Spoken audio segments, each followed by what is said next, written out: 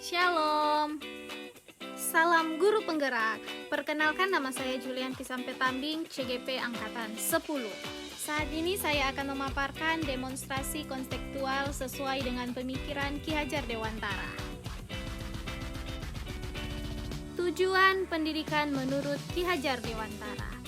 Pendidikan di mana kita harus menuntun segala kodrat yang ada pada anak-anak agar mereka dapat mencapai keselamatan dan kebahagiaan yang setinggi-tingginya, baik sebagai manusia maupun sebagai anggota masyarakat.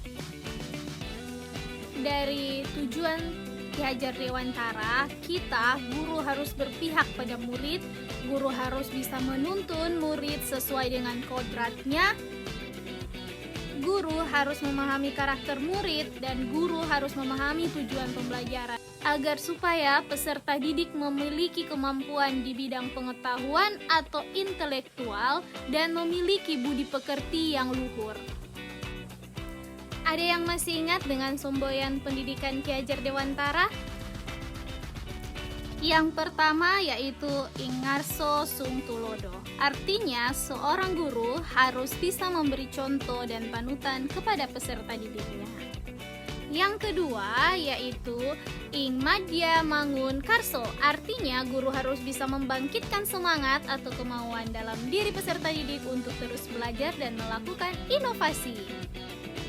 Dan yang ketiga, Tutwuri Handayani, artinya guru harus memberi dorongan atau motivasi kepada peserta didiknya.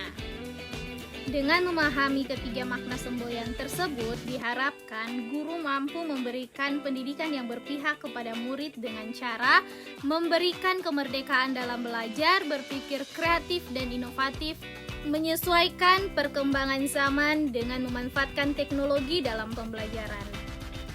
Nah, agar dapat menciptakan suasana lingkungan pembelajaran yang berpihak pada peserta didik, sekolah saya sudah menerapkan beberapa kegiatan dalam mewujudkan pemikiran Ki Hajar Dewantara. Di antaranya, yang pertama yaitu pembelajaran, di mana pembelajaran ini sudah menggunakan metode variatif dan inovatif dengan memanfaatkan teknologi dan alam sekitar dan media yang tepat dalam proses pembelajaran.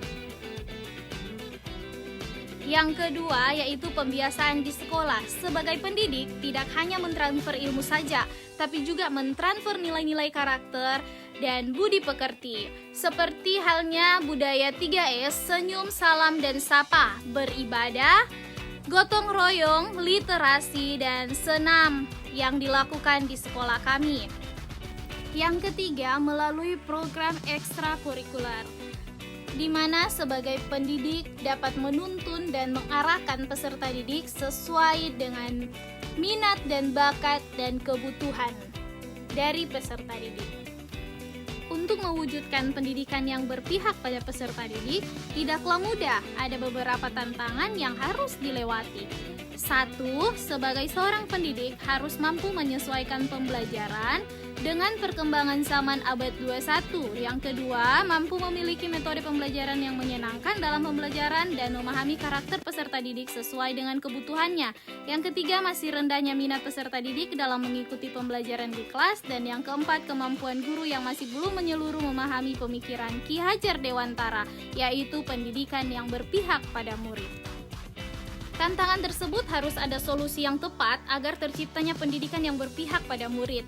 1. Selalu aktif dalam mempelajari ilmu pengetahuan baru dengan cara mengikuti pelatihan, seminar, diklat untuk mengupgrade diri agar tidak tertinggal dan menguatkan pemahaman tentang pentingnya pendidikan yang berpihak pada murid. Yang kedua, selalu konsisten dan komitmen dalam melaksanakan pembelajaran yang menghamba pada siswa.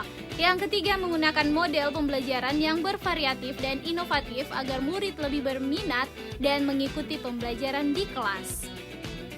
Demikian pemaparan saya, semoga bermanfaat dan terima kasih. Dadah.